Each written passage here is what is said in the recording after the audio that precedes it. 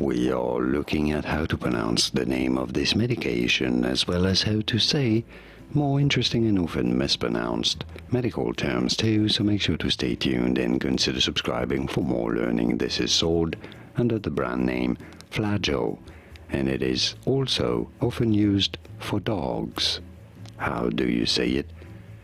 You can pronounce it two different ways, either as Metronidazole, which is probably the most common pronunciation, Metronidazole, but it can also be pronounced as Metronidazole, or not metronidazole, but metronidazole,